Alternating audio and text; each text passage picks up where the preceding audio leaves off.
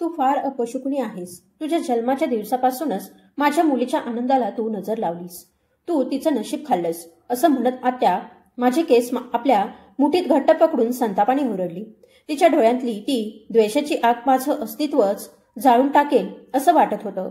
तिचे नख माझ्या डोक्याच्या त्वचेत खोचले गेले आणि वेदनेची एक तीव्र लाट माझ्या संपूर्ण शरीरात पसरली.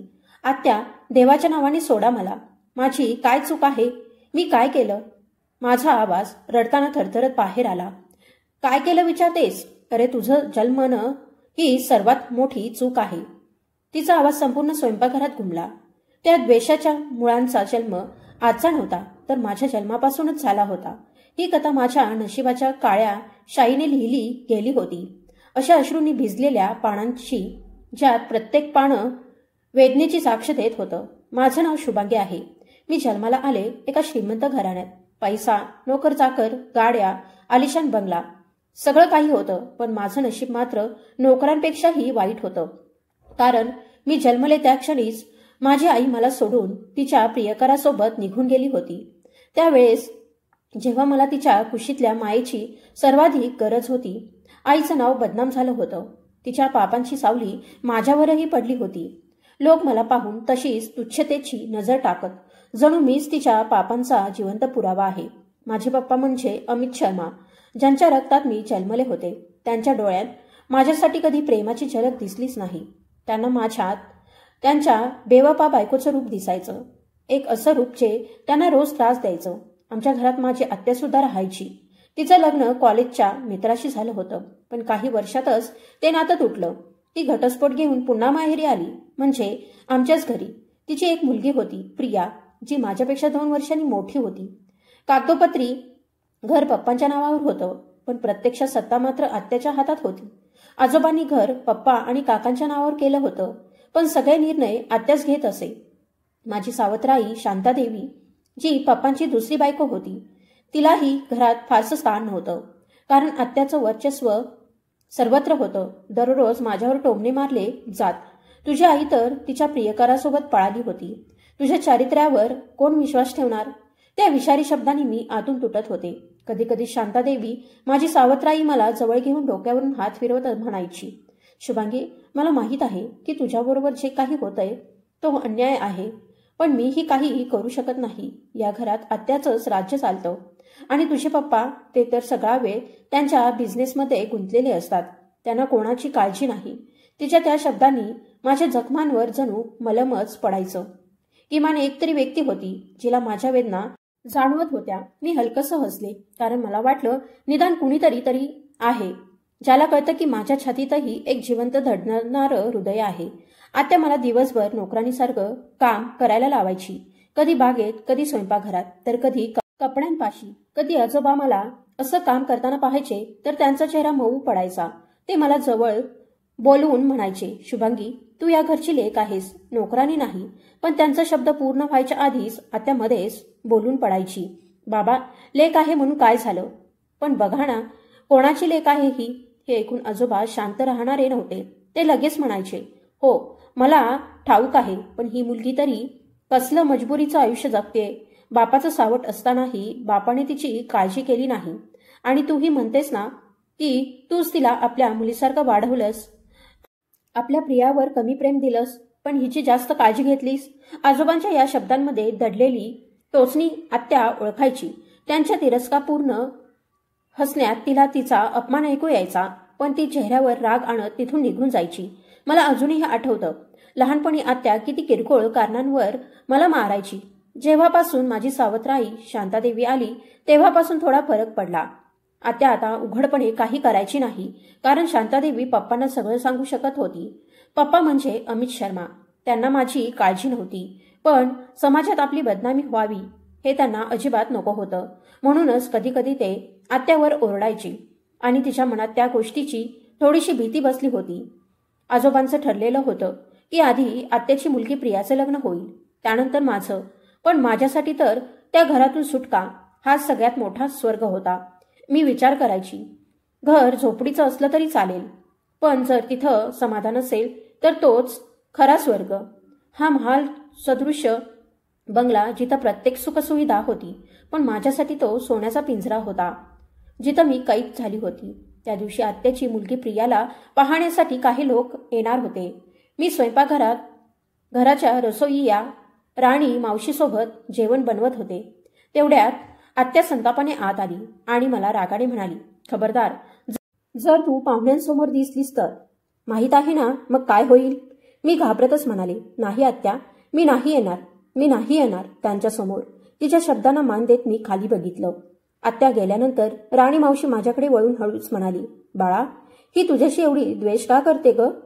मी एक खोल श्वास घेत म्हणाले, हे तर तीच सांगू शकेल मावशी, मलाही माहीत नाही. थोड्याच वेळात प्रिया मोठेपणाने चालत स्वयंपाकघरात आली आणि म्हणाली, शुभांगी, चल पाहुण्यांना चहा देऊन ये. मी आश्चर्याने तिच्याकडे पाहिलं, पण प्रिया, आत्याने सांगितलंय ना की मी पाहुण्यांसमोर जाऊ नये. ती थोडी हसली, एक विषारी टोचणारं हसू. ओहो, म्हणजे आता तुझी जीभही चालायला लागलीये का? अकड बघ तुझी. आई तुझी पळून गेली आणि बापाने तुला कधी विचारलंच नाही.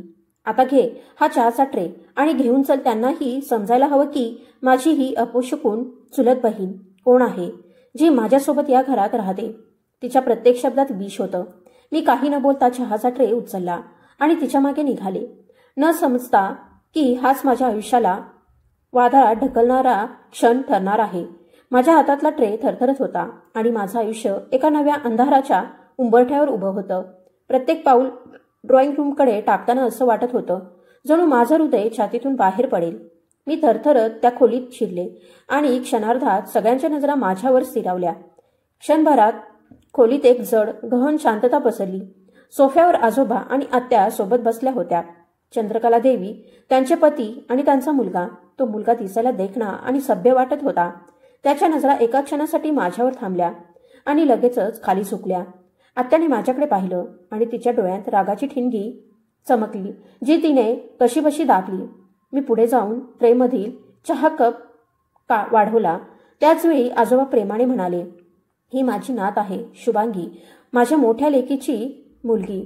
त्यांच्या आवाजात एक आपुलकी होती, एक असं मायेचं नातं जे त्या घरात फक्त त्यांनीच मला दिलं होतं. चंद्रकला देवी स्मितहास्य करत म्हणाल्या, अरे वा, खूप गोड मुलगी आहे. त्यावर आत्या पटकन बोलून गेली, हो, पण थोडी लाजरी आहे. जास्त लोकांसमोर यायला आवडत नाही हिला. आणि त्याचबरोबर विषय पटकन संपवायचा प्रयत्न केला. मी मात्र त्या मुलाच्या नजरा पुन्हा माझ्यावर जाणू लागल्या. त्याच्या नजरेत एक अनोखी तप्तता होती, जी माझ्या अंगातून सरळ हृदयात उतरली. त्याची आई चंद्रकला देवी हळूच मान डोलावून आजोबांकडे वळल्या. आपल्या सगळ्यांना भेटून आनंद झाला. मी तिथे जास्त वेळ थांबू शकले नाही. माझं हृदय धडधडत होतं. मी पटकन मागे वळले आणि स्वयंपाकघरात धावत आले. काय झालं बाळा, चेहरा एवढा पांढरा का दिसतोय? राणी मावशी काळजीत म्हणाली. काही नाही मावशी, मी उत्तर दिलं, पण माझा आवाज थरथरत होता. तेवढ्यात प्रिया किचनमध्ये आली. तिच्या चेहऱ्यावर समाधान आणि थोडीशी हेटाळणी होती. पाहिलंस ना, सगळ्यांनी तुला पाहिलं. आता झालं का समाधान? आता इथून निघ आणि पुन्हा कधीही त्यांच्यासमोर येऊ नकोस. हे स्थळ माझ्यासाठी आलं आहे, तुझ्यासारख्या अपशकुनी बाईसाठी नाही.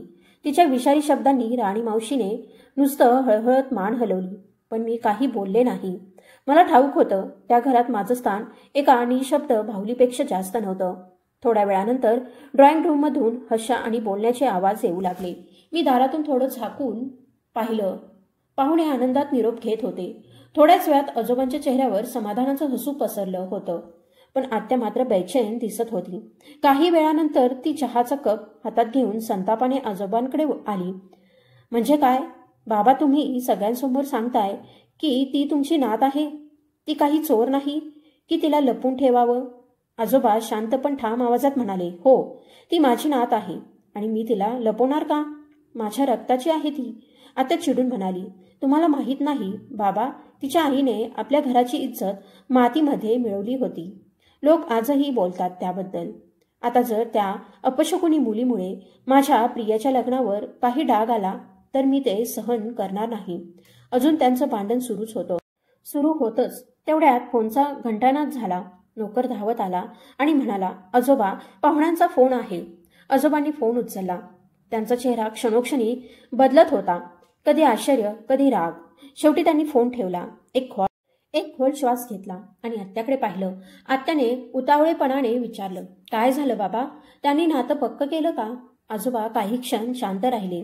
मग हळूच म्हणाले, नातं तर ते करायला तयार आहेत. पण पण काय? काही अट ठेवली आहे का त्यांनी? आत्याचा आवाज चढला. आजोबा हळू आवाजात म्हणाले, अट नाही, त्यांनी प्रियासाठी नकार दिला आहे. हे ऐकताच आत्याच्या पायाखालची जमीन सरकली. काय म्हणालात? नकार दिला?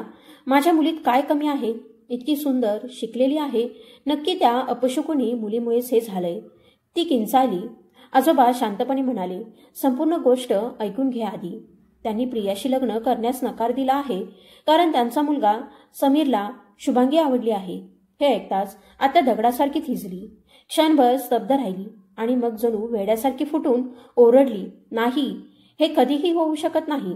हे लग्न माझ्या मुलीसाठी ठरलं होतं. त्या मुलीची हिंमत कशी झाली माझ्या नात्यावर डोळा ठेवायची? मी तिला सोडणार नाही. ती संतापाने ओरडत होती. चेहऱ्यावरच्या रेषांमध्ये जणू निखारे पेटले होते. आजोबा प्रयत्नाने म्हणाले, मीच त्यांना समजावलं. म्हटलं होतं की आधी मोठ्या मुलीचं लग्न करू, मग लहानचं. हा आपल्या घराण्याचा नियम आहे. पण ते ठाम होते, जर लग्न करायचंच असेल तर आम्ही शुभांगीलाच आमच्या घराची सून बनवू, असं त्यांनी स्पष्ट सांगितलं. आता ऐकायला तयारच नव्हती.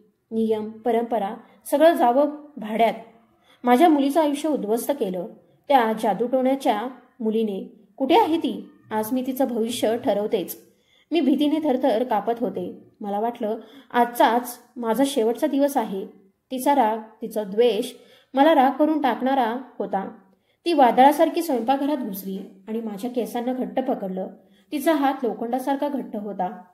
वेदनेने डोळ्यात पाणी आलं आणि ती आगीसारखी जळू लागली. आत्या, देवाच्या नावाने सोडा मला. मी काही केलं नाही. मी रडत म्हणाले, काही नाही केलं? तू मुद्दाम त्यांच्यासमोर गेलीस. तूच त्या समीरवर काही जादू केलीस, नाही का? सांग, सत्य सांग. नाही आत्या, मी नाही गेली. मला तर प्रिया. खोटं बोलतेस माझ्यासमोर? ती आणखी जोरात माझे केस ओढत होती. माझ्या मुलीवर आरोप करतेस? ती असं कधी करूच शकत नाही. प्रिया, ओ प्रिया. आत्या किंचाळत होती. प्रिया हळूहळू दाराशी आली. चेहऱ्यावर निरागसता, पण डोळ्यात कपटाची चमक. हो आई, सांग, ही खरं बोलते का? तूच हिला सांगितलं होतंस का बाहेर जा? प्रिया सहजतेने म्हणाली, नाही आई, मी तर हिला थांबायला सांगितलं होतं. ही स्वतःच तिथं गेली. बहुतेक तिला स्वतःची झलक दाखवायची होती त्यांना. तिचं ते खोटं ऐकून माझं हृदय फाटलं. एवढं मोठं खोटं कुणी इतक्या सहजपणे बोलू शकतं? डोळ्यातून आसव ओघळत होती. आत्या गरजली, बघितलंत ना बाबा, मी म्हणत होते ना, ही तशीच आहे. आईवर गेली आहे, घर तोडणारी, अपशकुनी. तेवढ्यात ओरड ऐकून आजोबा आणि शांतादेवी स्वयंपाकघरात धावत आले.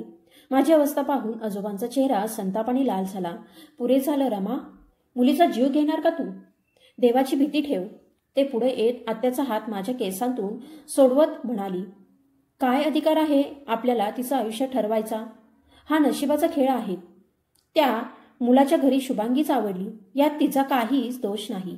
आजोबा समजावत होते, पण आत्या अजूनही थरथरत ओरडली, नाही, मी हे लग्न होऊ देणार नाही. किंवा ही मुलगी या घरात राहील किंवा मी. क्षणभर खोलीत मृत शांतता पसरली. आजोबांनी खोल श्वास घेतला. मग ठाम अधिकाराने म्हणाले, स्थळ चांगलं आहे आणि देवाने जे ठरवलं आहे तेच होईल. हा मुलगा खूप चांगला आहे, आजोबा म्हणाले. त्यांच्या आवाजात निर्धार होता. समीर सारखा मुलगा वारंवार मिळत नाही. मी त्यांच्या वडिलांना शब्द दिलाय, शुभांगीचं लग्न समीरशीच होईल. तेवढ्यात इतके दिवस गप्प असलेले माझे वडील म्हणाले, बाबा बरोबर बोलत आहेत. आपल्याला हा विषय आता पुढं वाढवायचा नाही. जे होतंय योग्यच होतंय. त्यांच्या तोंडून हे ऐकून माझं मन तुटलं. ना त्यांच्या चेहऱ्यावर प्रेम होतं, ना डोळ्यात आपुलकी. त्यांना माझ्या जखमा, माझे आसवे काहीच दिसत नव्हतं. त्यांना फक्त घराण्याची इज्जत महत्वाची होती. आजोबांचा निर्णय ऐकल्यावर आत्या आणि प्रिया, त्यांच्या चेहऱ्यावरचं रक्त ओसरलं. त्या दोघीही शांत राहिल्या, कारण घरात आजोबांच्या शब्दासमोर कोणीच काही बोलत नसे. आजोबांनी शांता देवींना इशारा केला, हिला घेऊन वरच्या खोलीत जा. शांतादेवींनी माझ्या खांद्याला आधार दिला. मी चालत होते, पण पाय थरथरत होते. आत्या जवळून जाताना तिची ती नफरत भरली कुजबूज माझ्या कानात घुसली. जिंकलीस ना तू, खुश आहेस, पण लक्षात ठेव, तू आयुष्यभर बदनाम राहशील.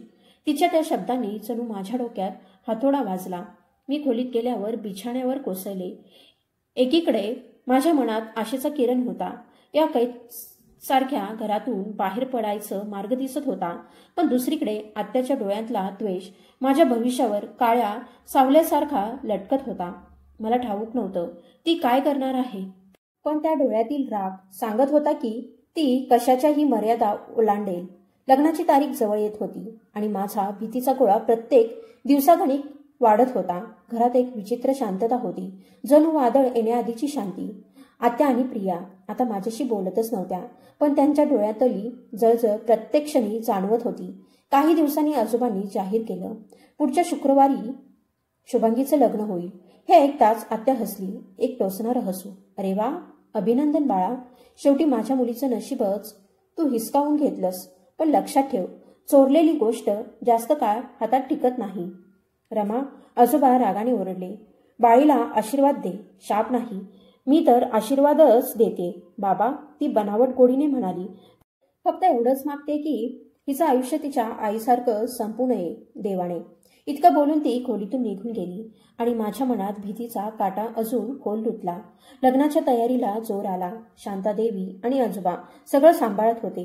एके दिवशी अनेक महिन्यानंतर माझे वडील अमित शांतादेवींच्या खोलीत आले.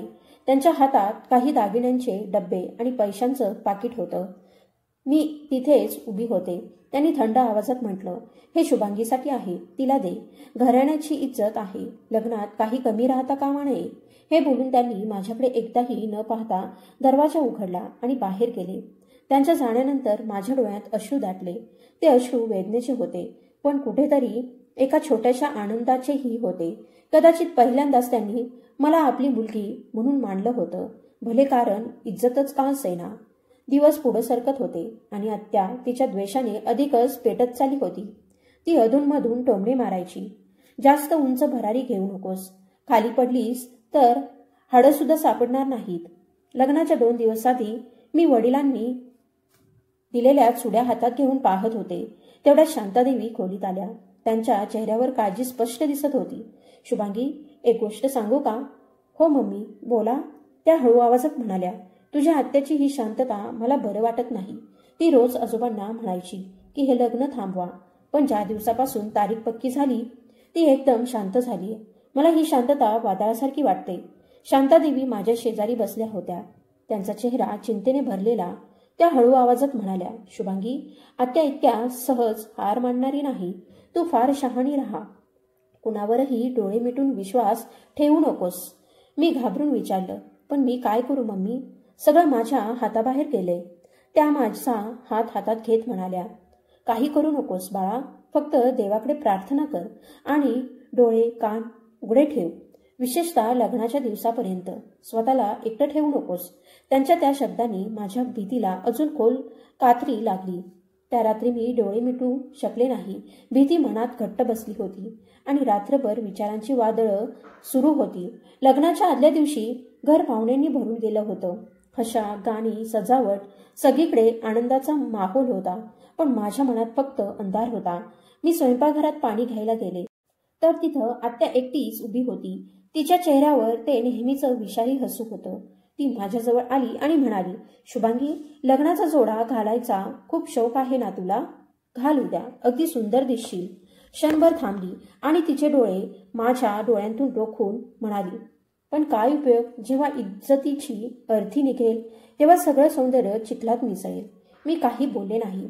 ती नेहमी असंच बोलायची, पण त्यावेळी तिच्या शब्दात काहीतरी भयानक ठामपणा होता. ती पुढं म्हणाली, उद्या तुला अशी शिक्षा देईल की तुझं नाव घेणारा सुद्धा शिल्लक राहणार नाही. तुझ्या आयुष्याचा उद्याचा दिवस तू मेलीस तरी विसरू शकणार नाहीस आणि तुझा वरही नाही. तिचे डोळे चमकत होते, जिंकलेल्या शैतानाचे डोळे. त्या रात्री मी एक क्षणही झोपू शकले नाही. मन म्हणत होतं, उद्याची सकाळ माझ्यासाठी काहीतरी भयंकर घेऊन येणार आहे. आत्या तिचा डाव आखून बसली होती आणि मी माझ्या नशिबाच्या निर्णयाची वाट पाहत होते. लग्नाचा दिवस उजाडला. बाहेर सूर्योदय झाला, पण माझ्यासाठी तो आशेचा नाही तर भीतीचा किरण घेऊन आला होता. घरात गाणी, हास्य, हळद कुंकवाचा गंध, पण माझ्या खोलीत मात्र एक खोल शांतता. प्रत्येक आवाज मला हातोड्याने मेंदूत आपडल्यासारखा वाटत होता. शांतादेवी माझ्या केसांत फुले खोचत म्हणाल्या, अगं बघ, चंद्राचा तुकडा वाटतेस तू. आज तुझ्या आयुष्याचा सर्वात आनंदाचा दिवस आहे. मी त्यांच्या हातावर हात ठेवला. मम्मी, मला खूप भीती वाटते. काहीतरी वाईट होणार असं वाटतंय. त्या माझ्या चेहऱ्यावर हात ठेवत म्हणाल्या, काही होणार नाही शुभांगी. तुझी आत्या काहीही केली तरी मी आहे ना तुझ्या पाठीशी. आता शांत बस. वरात येईल, तू इथेच राहा. मी लगेच येते. त्या निघून गेल्या आणि मी त्या सुंदर लाल लग्नाच्या साडीत एक कैदी वाटत होते. जणू कोणीतरी मला सजवून कारागृहात बसवलं होतं. तेवढ्यात दरवाजा हळूहळू चरचरला. मी समजले मम्मी आले असतील, पण समोरचे दृश्य पाहून माझं प्राण गोठले. दारात उभा होता घरचा नोकर संजय. संजय, तू इथे काय करतोयस? मी दचकून विचारलं. तो घाबरलेला दिसत होता. चेहऱ्यावर घाम, डोळे खाली. मॅडम, तुम्हीच मला बोलावलं होतं ना? तो कुजबुजला. मी तुला का बोलावीन? बाहेर जा लगेच. मी किंचाळले. तो अजूनही थरथरत म्हणाला, आत्याने सांगितलं होतं की तुम्हाला माझ्याकडे काही काम आहे, म्हणूनच त्यांनी मला इथे पाठवलं. आत्याचं नाव ऐकून माझ्या पायाखालची जमीन सरकली. मी ओळखलं, हाच तो सापळा आहे ज्याची धमकी काल तिने दिली होती.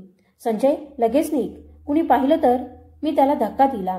तो वळतच होता इतक्यात क्लिक, दार बंद झालं. बाहेरून कुणीतरी कुंडी लावली. त्या आवाजाने माझं रक्त गोठलं आणि माझ्या हृदयाची धडधड थांबली. दार बंद झालं. मी घाईत पावलांनी दारावर धावली. दरवाजा उघडा, दार उघडा. मम्मी, आजोबा, देवासाठी दार उघडा. आवाज कर्कश झाला. संजय घाबरून पांढरा पडला होता. मॅडम, काय झाले? तो घाबरलेल्या स्वरात म्हणाला. मी दार थापत थापत रडू लागले. दार उघडा, दार उघडा. इतक्यात अचानक कुंडी उघडली आणि दार जोरात धडाम पडलं. समोर उभे होते आजोबा आणि काका. त्यांच्या डोळ्यांमध्ये आधी काळजी होती, पण खोलीचा व्यापलेला नजारा पाहून ते लगेच संताप आणि द्वेषाने भरलेले दिसले. मी नवरीच्या लाल वरातात फरशीवर बसलेली, रडत धगधगत विणलेली, आणि संजय भीतीपोटी भिंतीला वाकडा तिकडा टेकून उभा होता. एका बंद खोलीत एक तरुण मुलगी आणि एक पुरुष यांचा ठेवा कुठल्याही प्रकारे योग्य नाही, हे सर्वांसमोर स्पष्ट होत होतं. हे काय चालले आहे इथे? बाबा उद्गाराने ओरडले. त्यांच्या डोळ्यांना रागाने लालसरपणा आला होता. आजोबांचा चेहरा धक्क्यात पांढरा पडला. ते काही बोलू शकले नाहीत. त्यावेळी आत्या आणि प्रिया सुद्धा पाणावले डोळे घेऊन नकली आश्चर्याचा चेहरा करत खिडकीने उभ्या राहिल्या. त्यांच्यावर बनावट आश्चर्य आणि लपलेली विजयाचं हसू दिसत होतं. मी रडत रडत बाबांकडे आजोबांकडे म्हणत होते, हे ते जे तुम्हाला वाटतं तसं नाही. ही सगळी आत्याची कसरती आहे. त्यांनीच हा नोकर इथे पाठवला आणि बाहेरून दार बंद केलं. बाबांची रागवलेली हातातली ताकद अचानक संजयच्या गालावर झडली. त्यांनी त्याला एक जोरदार थप्पड दिली. तुझ्यामध्ये इतकी हिंमत कशी? कोणाच्या सांगण्यावर तू इथं आला होतास? ते ओरडले. आत्या लगेच पुढे आली आणि रडू लागली. जणू काही पावलं संपली आहेत. हे बघा, आपली मुलगी आमच्या समोर तयार बसलेली होती, पण हिच्या वागण्याने आमची सगळी इज्जत माती झाली. ती ओरडत म्हणाली, ती आपल्या आईसारखीच निघाली आहे, घर पाठवणारी. मी गुंगीपणात ओरडलं, आजोबा, माझं काही दोष नाही. मी निरापराध आहे. माझा कुठलाही प्रेमी नाही. पण माझा आवाज भिंतीवर आदळून परत आला. माझ्या शब्दांना कुणी ऐकले नाही. माझ्या वडिलांच्या आणि आजोबांच्या डोळ्यात असलेली किंचितशी माया त्या क्षणी उजळून गेली. त्यांनीही माझ्या विरुद्ध विष टाकलं. मी बसलेले होते. नवरीचा लाल जोडा आता मला कफनासारखा वाटू लागला. माझ्या प्रत्येक किंचाळ्यावर, विनवणीवर, माझ्या आवाजावर कुणाच्याच मनात दया उद्भवली नाही. ते सगळे हिरावलेले होते. बाबांनी हळहळलेल्या तुटलेली आवाजात आजोबांना विचारलं, आता काय? वरात येऊन उभी आहे. समीरचे लोक येतील. आम्ही काय उत्तर देऊ? आजोबा थंड निस्तेज नजरेने माझ्याकडे बघून म्हणाले, ज्याचं नशिबात आहे तेच होईल. त्यानंतर त्यांनी समीरच्या वडिलांना फोन केला. थोड्याच वेळात समीर, त्याचे वडील आणि आई ड्रॉइंग रूममध्ये उभे राहिले. समीरने थरथरत्या आवेशाने विचारलं, हे खरं आहे का? आत्या अश्रू पुसत म्हणाली, हो, आम्ही आपली इज्जत गमावली आहोत. आम्ही लुटलो आहोत. आम्हाला वाईट वाटतं. समीरचे वडील कठोर होऊन थंड आवाजात म्हणाले, आम्हाला वाईट वाटतं, पण अशी मुलगी आम्ही आमच्या घरात स्वीकारू शकत नाही. इतकं म्हणत ते समीर आणि त्यांची आई शांतपणे उठून निघून गेले. त्यांच्या प्रत्येक पावलांनी आमच्या कौटुंबिक इज्जतीवर इतका घाव केला की ते शब्दात मांडता येत नाहीत. ते बाहेर गेल्यावर खोलीत मृत्यू समान एक सन्नाटा पसरला. जन्मलीच नसतीस तर बरं झालं असतं. आईसारखीच निघालीस तू. आमचं डोकं खाली केलंस, असं ओरडत अमित माझ्याकडे झेपावले आणि आजोबांनी त्यांना अडवलं. ठेव त्याला. आता मारून पिटून काय होणार? जे व्हायचं होतं ते झालं. आजोबांनी डोळे मिटले, एक खोल श्वास घेतला आणि म्हणाले, या घराची इज्जत वाचवायचा एकच मार्ग उरलाय. कसला मार्ग? आत्या मासूम चेहरा करून म्हणाली. आजोबांनी संतापाने थरथर कापत संजयकडे पाहिलं, ज्याचं नाव हिच्याबरोबर जोडलेलं आहे. आता हिचं लग्न त्याच्याशीच होईल. माझ्या पायाखालची जमीन सरकली. नाही आजोबा, नाही. देवासाठी असं करू नका. मी निरापराध आहे. मी रडत ओरडले, पण त्या घरात माझं रडणं ऐकणारं कुणीच नव्हतं. आत्या मात्र हळूच हसली. तिच्या चेहऱ्यावर चालाक विजयी स्मित होतं. तिचा बदला पूर्ण झाला होता. अर्ध्या तासात पंडितजींना बोलवण्यात आलं. ज्यांनी काल बारातीत स्वागत करायचं होतं तेच लोक आज माझ्या अपमानाचे साक्षीदार बनले. मला फेऱ्यांसाठी उभं केलं. मी काहीच न बोलता डोळ्यांतून वाहणाऱ्या आसवांसह शांतपणे 7 फेऱ्या घेतल्या. बाबांनी माझा हात पकडून जबरदस्ती मला मंडपात बसवलं. माझं लग्न त्या नोकराशी, संजयशी लावलं गेलं, ज्याच्यावर माझ्यावरचा आरोप आधारलेला होता. काही क्षणापूर्वी मी त्या घराची मुलगी होते, एक दुल्हन होते, पण आता मी फक्त एक कलंक बनले होते. संजय माझ्याजवळ आला. आवाज कापत म्हणाला, मॅडमजी चला. मी रडणाऱ्या डोळ्यांनी मागे वळून पाहिलं. तो महाल जिथं मी माझ्या सर्वात कटू आठवणींना जन्म दिला होता, तो आता मागे राहिला होता. आज मी त्या घरातून बाहेर पडत होते, पण माझ्यासोबत एक अशी ओळख घेऊन जी माझी नव्हती. माझी डोली नव्हे, माझी आरती निघाली होती. संजयने मला हात धरून उठवलं आणि एका जुन्या गाडीत बसवलं. गाडी हळूहळू चालू लागली आणि माझ्या शिस्क्यांचा आवाज इंजिनाच्या गडगडाटात विरून गेला. बाहेरच्या खिडकीतून मी पाहत राहिले. माझं आयुष्य मागे राहत होतं. माझं सर्व काही हरवून गेलं होतं. आता माझा पती एक गरीब नोकर, जो स्वतःही माझ्या इतकाच बेबस आणि असहाय्य होता. लांबपर्यंत गाडीत फक्त माझं रडणं ऐकू येत होतं. संजय गप्प बसून गाडी चालवत होता. अचानक त्याने गाडी रस्त्याच्या कडेला थांबवली. त्याने माझ्याकडे रागाने पाहत म्हटलं, मी सांगितलं ना, रडणं बंद कर. मला रडणाऱ्या आणि कमजोर बायका अजिबात आवडत नाहीत. जर पुन्हा आसू आले तर इथंच उतरवीन तुला. त्याच्या शब्दांनी माझं रक्त गोठलं. गाडीत फक्त इंजिनाचा आवाज आणि माझ्या हृदयाची भीतीने वाढलेली धडधड ऐकू येत होती. 20 मिनिटांनी गाडी एका पॉश कॉलनीत शिरली. भोवती हिरवी झाडं, मोठ्या बंगल्यांच्या रांगा. शेवटी गाडी एका भव्य गेटसमोर थांबली. गार्डने संजयला पाहिलं आणि लगेच गेट उघडलं. गाडी आत गेली. समोर होता एक महालासारखा बंगला. मी आश्चर्यचकित नजरेने सगळं पाहत होते. आपण इथे का आलो? मी थरथरत विचारलं. संजय काही बोलला नाही. त्याने फक्त गाडी पार्क केली आणि म्हणाला, उतारा. मी त्याच्या मागे चालू लागली. आत पाऊल ठेवताच सगळ्यांनी मान खाली घालून म्हटलं, welcome back Aditya sir. Welcome मेम साहेब. आणि 2 नोकरांनी आमच्यावर गुलाबाच्या पाकळ्यांचा वर्षाव सुरू केला. मी जणू स्वप्नात होते. हे सगळं काय घडतंय हे समजण्याआधीच माझं आयुष्य एका नव्या रहस्याच्या दारात पाऊल ठेवत होतं. आदित्य सर. होश परत येताच मी नाव पुटपुटले. हो, तोच होता संजय, पण त्याच्या चेहऱ्यावर आता कालचं भीतीचं सावट नव्हतं. त्याच्या जागी होती एक शांत, आत्मविश्वासपूर्ण स्मितरेषा. तो मला त्या भव्य बंगल्याच्या आत घेऊन गेला. आतली सजावट, ती झगमगती रोषणाई, मोठमोठ्या झुंबरांचा प्रकाश, ते सर्व माझ्या आजोबांच्या घरापेक्षाही 100 पट श्रीमंत वाटत होतं. त्याने मला एका सुंदर आलिशान खोलीत बसवलं. भिंतींवर सोन्याचे फ्रेम असलेले चित्र, रेशमी पडदे, सुगंधी फुलांचा वास. माझ्या मनात हजारो प्रश्न घोंगावत होते. मी थरथरत विचारलं, हे सगळं काय आहे? तू संजय नाहीस ना? त्याने एक खोल श्वास घेतला आणि म्हणाला, नाही शुभांगी, मी संजय नाही. मी आहे आदित्य ठाकरे. मी स्तब्ध झाले. त्याने पुढे सांगायला सुरुवात केली, मी तुला पहिल्यांदा तुझ्या कॉलेजच्या बाहेर पाहिलं होतं आणि त्या क्षणीच मला जाणवलं तू माझ्या आयुष्याची एकमेव इच्छा आहेस. पण माझ्याजवळ तुझ्यापर्यंत पोहोचायचा कोणताही मार्ग नव्हता. मग मी एक योजना आखली. मी माझी खरी ओळख लपवली आणि तुझ्या घरात नोकर म्हणून प्रवेश केला, फक्त तुला जवळून पाहण्यासाठी, तुझ्याशी काही क्षण बोलण्यासाठी आणि तुझ्या मनात माझ्यासाठी जागा मिळवण्यासाठी. तो थांबला, नजरा खाली केल्या, मग शांतपणे म्हणाला, मी ठरवलं होतं की जेव्हा योग्य वेळ येईल तेव्हा मी माझ्या आईवडिलांसह तुझा हात मागायला येईन, पण तुझ्या आत्याने सगळं उद्ध्वस्त केलं. त्याच्या आवाजात खंत होती. त्या दिवशी जेव्हा त्यांनी मला तुझ्या खोलीत पाठवलं, मला जाणवलं की काहीतरी चुकीचं घडणार आहे. पण मला कधी वाटलं नव्हतं की त्या बाहेरून दार लॉक करतील. त्या क्षणानंतर जे घडलं ते माझ्या नियंत्रणात नव्हतं. मी शांतपणे त्याचं बोलणं ऐकत राहिले. माझं आयुष्य ज्या कलंकाने झाकलं गेलं होतं तो आता एक वेगळा चेहरा दाखवत होता. प्रेम, वेदना आणि नियतीचं एक विकृत मिश्रण. तो माझ्याजवळ आला आणि हलक्या आवाजात म्हणाला, शुभांगी, घाबरू नकोस. ही सगळी संपत्ती, हा बंगला, हे आता सगळं तुझं आहे. मी तुझ्यासाठी फकीर झालो होतो आणि शेवटी तुला मिळवलं आहे. मला माहीत आहे आपलं लग्न चांगल्या परिस्थितीत झालं नाही, पण मी वचन देतो तुला जगातील प्रत्येक आनंद देईन. त्याचा आवाज एवढा शांत आणि खात्रीपूर्ण होता की माझ्या मनात क्षणभरासाठी शांतीची लाट आली. मी जणू एखाद्या स्वप्नात होते. माझ्या नियतीने मला अपमानाच्या खाईतून उचलून एका राजमहालात आणून ठेवलं होतं, पण मनाच्या आत खोलवर माझ्या सन्मानावर उमटलेले डाग अजूनही जिवंत होते. ते जणू अजून जळत होते. पुढच्या सकाळी मी हळूवार डोळे उघडले आणि क्षणभरासाठी काहीच समजलं नाही. रेशमी चादरी, मऊ बिछाना आणि खोलीत पसरणारा चंदनाचा सुगंध.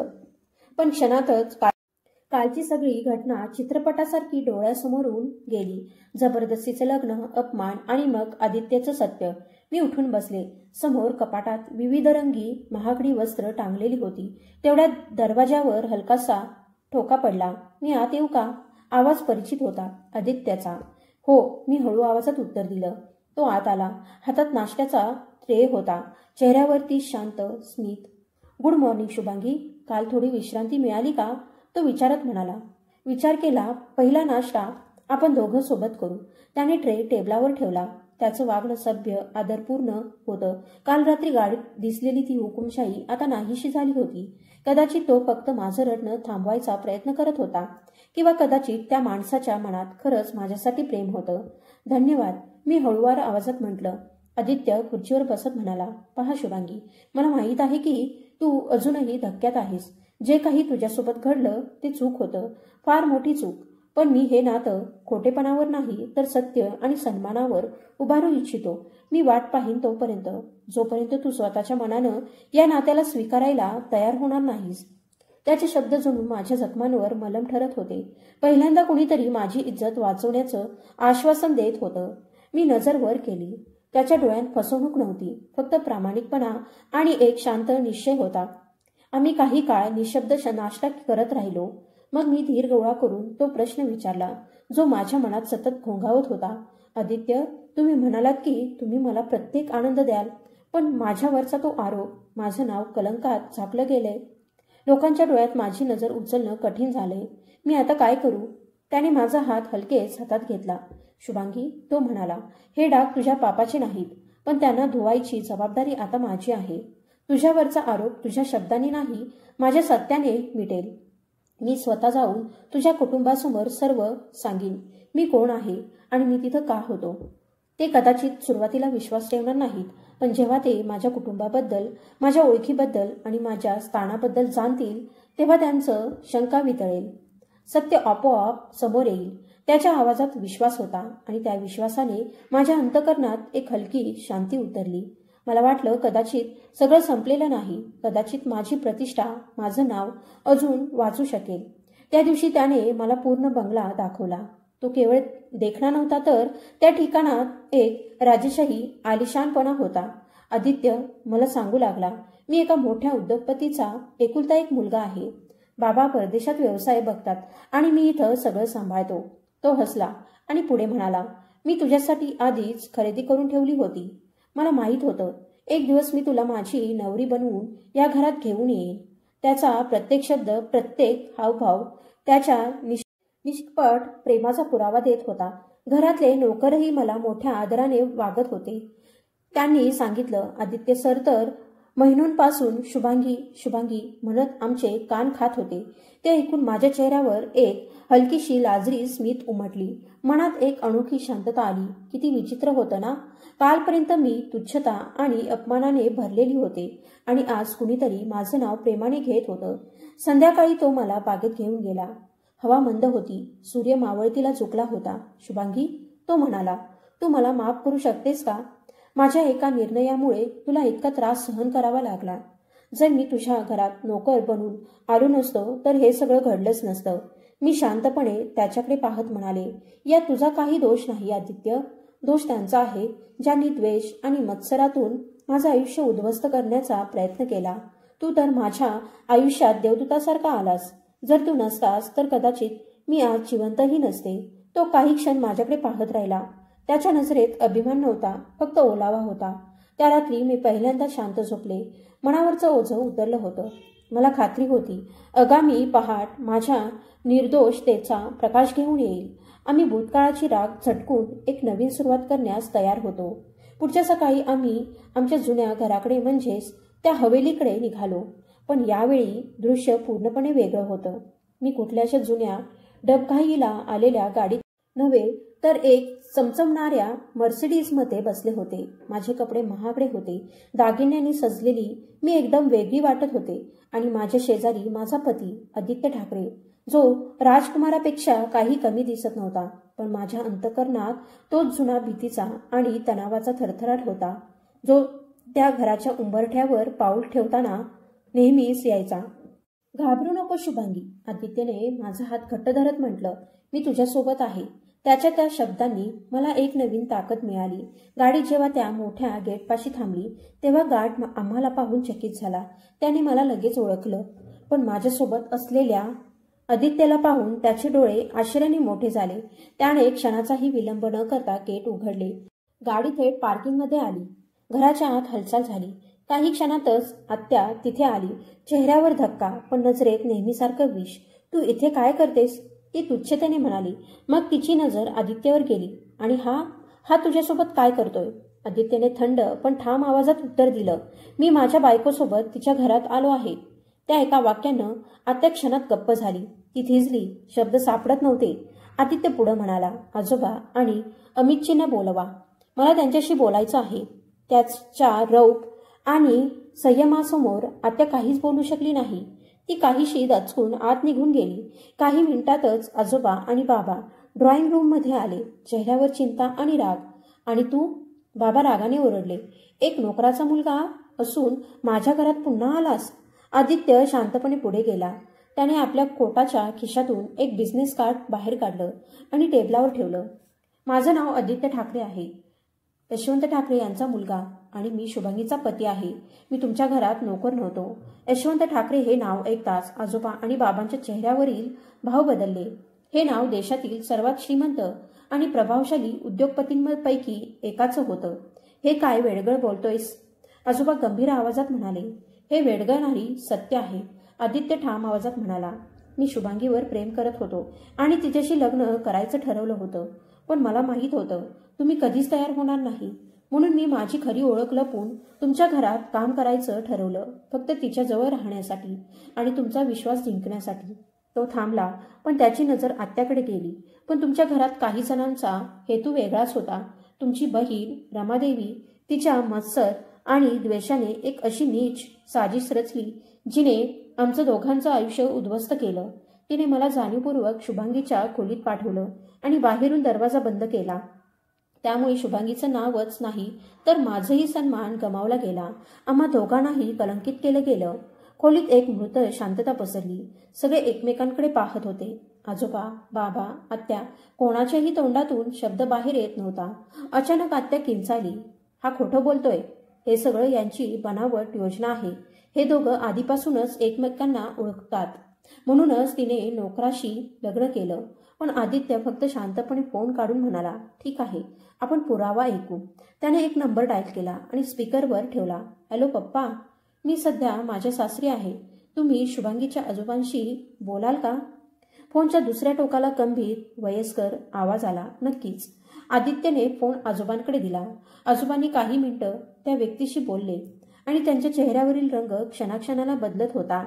फोन ठेवून त्यांनी हळुवारपणे आत्याकडे पाहिलं. त्यांच्या आवाजात तीव्र वेदना आणि राग मिसळलेला होता. रमा, तू इतकं मोठं खोटं बोललीस फक्त तुझ्या जळण्याची आग शांत करायची म्हणून? तू तुझ्या बाचीचंच आयुष्य उद्ध्वस्त केलंस.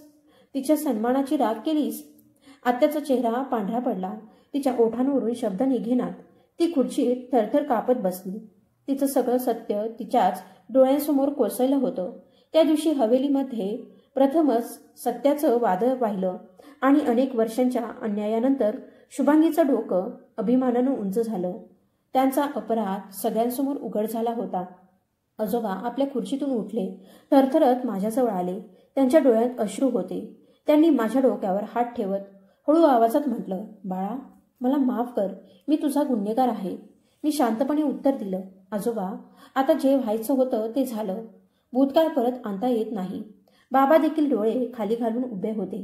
त्यांच्या चेहऱ्यावर पश्चाताप आणि लज्जा स्पष्ट दिसत होती. पहिल्यांदाच त्यांना जाणवलं होतं की त्यांनी आपल्या मुलीवर किती मोठा अन्याय केला होता. माझी निर्दोषता सिद्ध झाली होती, पण त्यांची किंमत मात्र फार मोठी होती. आजोबांनी माफी मागितल्यानंतर ड्रॉइंग रूममध्ये एक विचित्र शांतता पसरली. तेवढ्यात आत्या पुन्हा बोलू लागली. त्या नेहमीसारख्याच अहंकाराने म्हणाल्या, नशीब चांगलं होतं हिचं, नाहीतर हिच्या कर्तृत्वाने तर.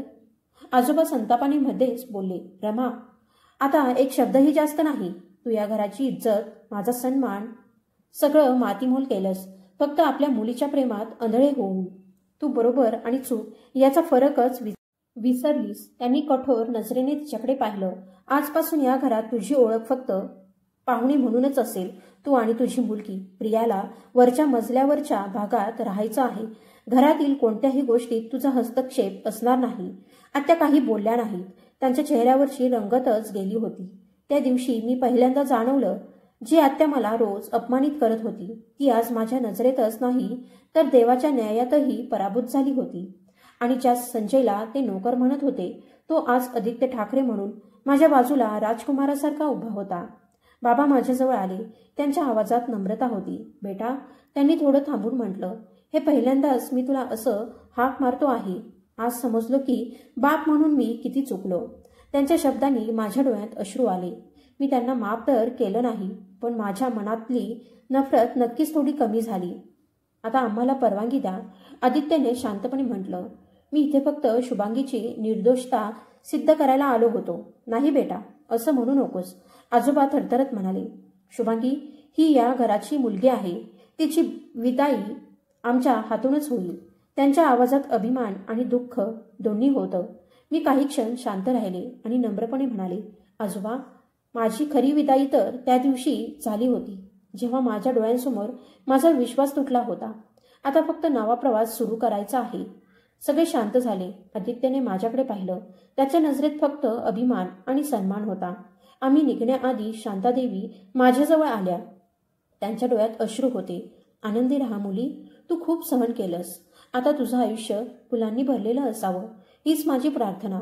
मी त्यांना मिठी मारली. घराच्या दारातून बाहेर पडताना मी शेवटचं आत्या आणि प्रियाकडे पाहिलं. त्यांच्या नजरेत अजूनही संशय आणि मत्सर होता आणि मी विचार केला, त्यांना त्यांच्याच कर्मावर सोडून देणंच योग्य आहे. काळ सरकत गेला. दिवस महिने वर्षात बदलले. आज मी आदित्यच्या 2 गोंडस मुलांची आई आहे. आमचं आयुष्य प्रेम, सन्मान आणि आनंदानं भरलेलं आहे. आदित्यने मला त्या सगळ्या सुखांचा अनुभव दिला ज्यांचा मी कधी स्वप्नातही विचार केला नव्हता. तो फक्त एक उत्तम पतीच नाही तर एक जिवलग मित्र सुद्धा आहे. कधी कधी मी अजूनही शांता देवींशी फोनवर बोलते. त्या सांगतात की माझ्या जाण्यानंतर त्या घराचं वातावरण पूर्ण बदललं आहे. आत्या आणि प्रिया आता एकाकी झाल्या आहेत. प्रियासाठी आजवर कोणताही चांगला प्रस्ताव आला नाही. दोघी स्वतःच्या कर्माच्या छायेत जगत आहेत. माझा भूतकाळ एक विषारी स्वप्न होता, पण माझं वर्तमान आणि भविष्य एक सुंदर वास्तव आहे. मी शिकलं की देवाची शिक्षा शांत असते, पण कधीही अन्याय करणाऱ्याला सोडत नाही आणि जो संयम ठेवतो त्याला शेवटी नक्कीच विजय मिळतो. माझी कथा अपमानाने सुरू झाली होती, पण प्रेम आणि सत्याने ती एका प्रेरणादायी शेवटी पोहोचली. ही कथा पूर्णतः काल्पनिक आहे. यातील पात्र, स्थळ आणि घटना या केवळ मनोरंजनासाठी रचलेल्या आहेत. कोणत्याही व्यक्तीशी किंवा घटनेशी साम्य असल्यास तो निव्वळ योगायोग आहे. प्रिय वाचकांनो, ही कथा तुम्हाला कशी वाटली ते नक्की सांगा. अशाच आणखी थरारक आणि हृदयस्पर्शी कथांसाठी माझ्या चॅनलसोबत जोडलेले रहा. धन्यवाद.